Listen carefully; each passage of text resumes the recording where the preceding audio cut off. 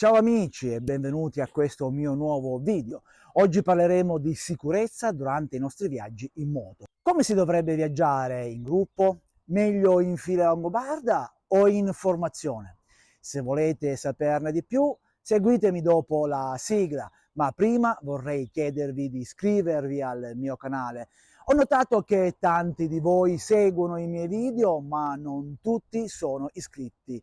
A voi non costa assolutamente nulla iscriversi, è completamente gratuito, ma grazie a voi io posso continuare a portare avanti questo progetto. Allora, pronti per iniziare? Bene, allora sigla.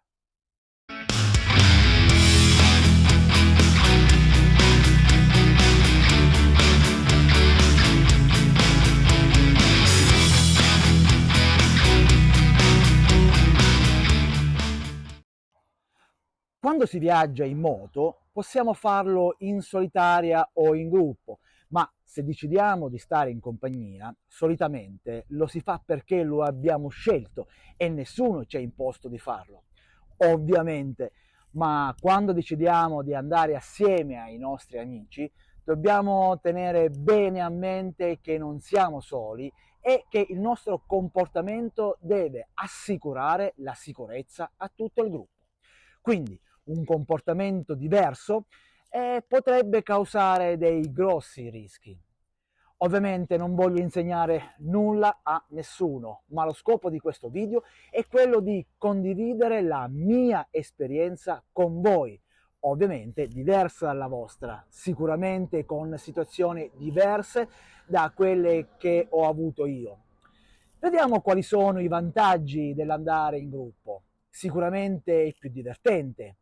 Un gruppo di moto è più visibile dagli altri utenti della strada. Se qualcuno ha un problema meccanico non si troverà da solo ed avrà il supporto di tutto il gruppo. Credo che da soli non si stia bene neanche in paradiso. Ma viaggiare con altri ha anche degli svantaggi. Bisogna attenersi a delle regole, non si può fare quello che si vuole, ma quello che la maggioranza sceglie, sia il percorso che l'andatura. Non è facile guidare con il gruppo. Questi sono i pro e i contro che a mio avviso devono essere tenuti in considerazione. Quindi a voi la scelta di come fare il vostro viaggio. Vediamo adesso come si viaggia in gruppo e quali sono i ruoli che si creano tra i motociclisti. Solitamente abbiamo un tour leader, che è colui che sta davanti al gruppo e che conosce la strada che si deve percorrere. Non è un capo, non è un boss, ma semplicemente il pilota che ha più esperienza e, come dicevo prima, conosce la strada. In mezzo troviamo tutti i motociclisti e alla fine abbiamo la scopa, ovvero l'ultimo motociclista con il quale il tour leader è in contatto per essere sicuro che nessuno rimanga indietro o si perde. Altra figura fondamentale è la staffetta, ovvero un motociclista che dà una mano al tour leader che conosce a sua volta la strada da percorrere, le varie soste e che solitamente si posiziona ogni 5-7 moto. Solitamente noi che abbiamo la Goldwing abbiamo anche il CB per essere in comunicazione durante il viaggio e solitamente la scopa e le staffette e il tour leader ne sono provvisti per rimanere sempre in contatto, ma con la nuova tecnologia, con il nuovo interfono, è possibile comunicare con tutti i compagni di viaggio che ne sono dotati. Vediamo adesso le piccole regole che a volte si danno per scontato, ma che non lo sono. Quando si dà un appuntamento per la partenza, è sempre buona norma scegliere un posto dove sia comodo per tutti e che tutti arrivino in orario, possibilmente anche in anticipo. Ricordiamoci che prima di fare un lungo viaggio la nostra moto deve essere nel migliore stato meccanico possibile. Ovviamente l'inconveniente può sempre accadere. Ricordiamoci di fare il pieno per evitare di fare delle soste inutili. Mi raccomando, indossiamo sempre l'abbigliamento protettivo. Posso capire che è scomodo e in estate ci fa soffrire il caldo, ma la giusta protezione ci salva la vita. Se con noi c'è qualcuno che non sa il percorso che dobbiamo fare, è sempre utile condividere la strada che andremo a fare. Questo per evitare che qualcuno si perda per strada. Non dovrebbe accadere, ovviamente. Prima di partire è sempre utile stabilire l'andatura. Ovviamente si darà una media da seguire. La regola principale dice che bisogna mantenere l'andatura del biker meno esperto. Normalmente quando si forma un gruppo per un viaggio, i componenti sono omogenei e chi non ama quel tipo di andatura o quel tipo di gruppo si esclude automaticamente, credetemi. Mi raccomando, se durante il viaggio qualcuno ha delle necessità improvvise, è sempre meglio comunicarlo al gruppo, meglio al tour leader, con dei segnali convenzionali. Se si ha il CB installato o l'interfono collegato con tutti, è ancora meglio, ovviamente. Passiamo a vedere come bisognerebbe viaggiare in gruppo, o meglio, come dovremmo disporre le moto quando viaggiamo in gruppo.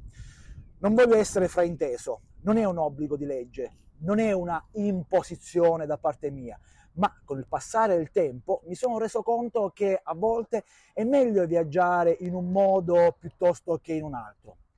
Ci sono un paio di modi di come viaggiare in gruppo, modi che dipendono dal tipo di strada, o dal traffico, dal numero di moto presenti. Uno di questi è quello della formazione a moto alternata, ovvero la prima moto posizionata a sinistra della carreggiata, la seconda a destra e così via, garantendo a tutti un grosso livello di sicurezza. Questo tipo di formazione dovrebbe essere utilizzata quando ci sono tante moto, quando siamo in autostrada, perché abbiamo almeno 2 corsie per senso di marcia, quando c'è bel tempo, quando il traffico non è intenso, quando la strada non è sconnessa, ma soprattutto quando le condizioni di sicurezza lo permettono. Dà la possibilità di una buona visuale al tour leader che guarda dietro tramite gli specchietti, ma soprattutto una buona via di fuga in caso di pericolo ai motociclisti che si trovano dietro, perché c'è abbastanza spazio pur mantenendo il gruppo compatto. È molto importante mantenere una velocità costante per evitare il cosiddetto effetto fisarmonica, ma soprattutto evitare il sorpasso tra di noi. Non è bello rompere la formazione, inoltre si rischia di creare confusione nel tour leader che in precedenza aveva memorizzato le posizioni delle moto. Se avete scelto una posizione, mantenetela. Altra cosa da non fare è quello di viaggiare affiancati. È molto pericoloso. Se durante la marcia dovesse capitare che un veicolo voglia sorpassare il gruppo e non ci riesce del tutto, è molto importante dare la possibilità a quest'ultimo di poter rientrare in sicurezza. Lasciamogli lo spazio necessario. Questo tipo di formazione permette un'ottima distanza di sicurezza. Infatti, se calcoliamo una velocità costante di 100 km orari, percorreremo quindi circa 27 metri in un secondo. Se consideriamo il tempo di arresto di un veicolo a questa velocità, tenendo conto anche del tempo di reazione del pilota, è di circa 100 metri. Quindi impiegheremo circa 4 secondi a fermarci dopo aver avvertito il pericolo. Facendo questo calcolo dal grafico si può capire perfettamente quale sia la distanza giusta da tenere tra una moto e l'altra quando siamo sfalsati. Quando dobbiamo sorpassare qualcuno e ci troviamo in formazione alternata in autostrada, per una questione di sicurezza è meglio che inizi il sorpasso la scopa, in modo tale da bloccare gli eventuali veicoli che vengono da dietro. So che non è molto corretto, ma così facendo manterremo un alto livello di sicurezza del gruppo.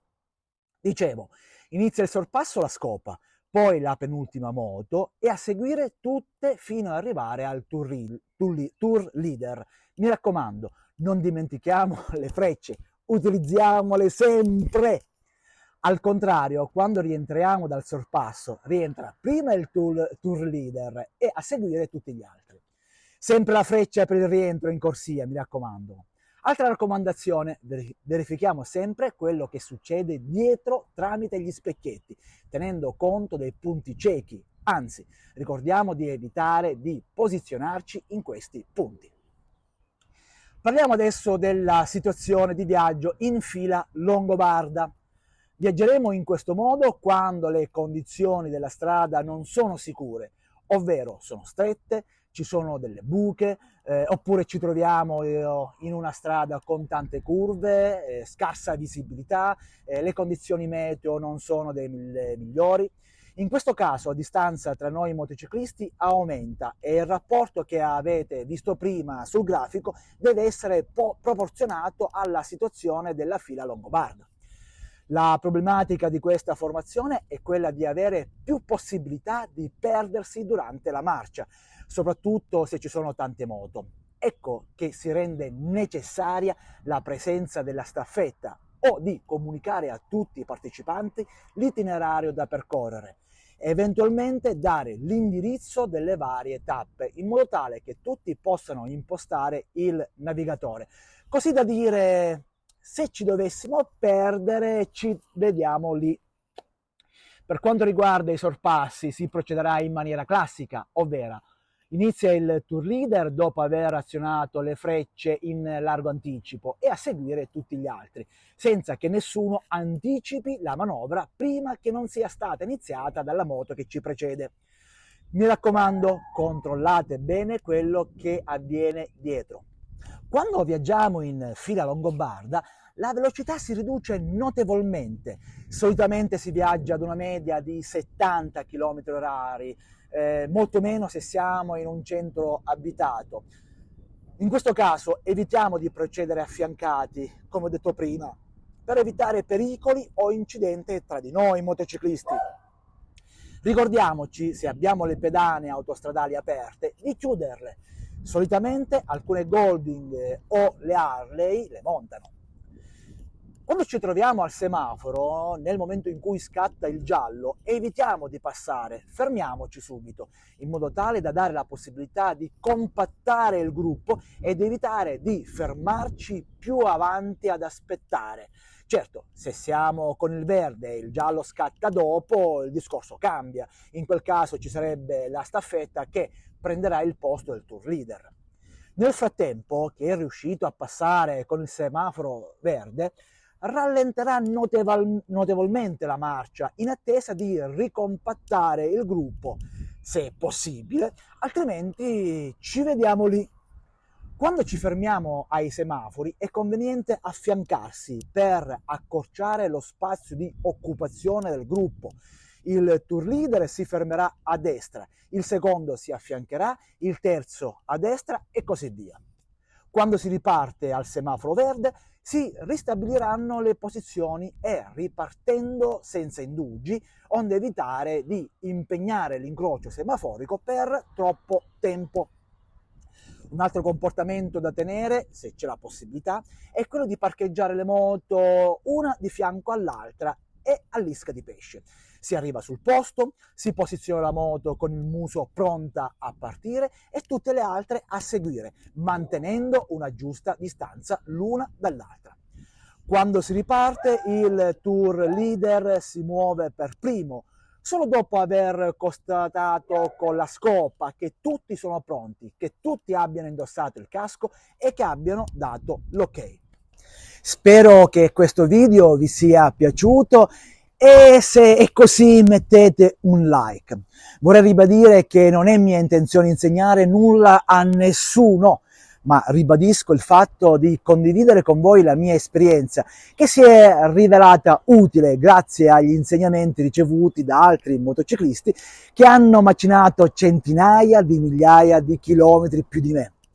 Scrivete sui commenti come vi comportate quando viaggiate in gruppo e se ci sono dei suggerimenti scriveteli, mi farà piacere leggerli e risponderò a tutti quanti. Mai come in questo video il suggerimento di Nico Cereghini casca a fagiolo, ovvero casco in testa e ben allacciato, luci accese anche di giorno e prudenza sempre. Ciao ragazzi e ci vediamo al prossimo video.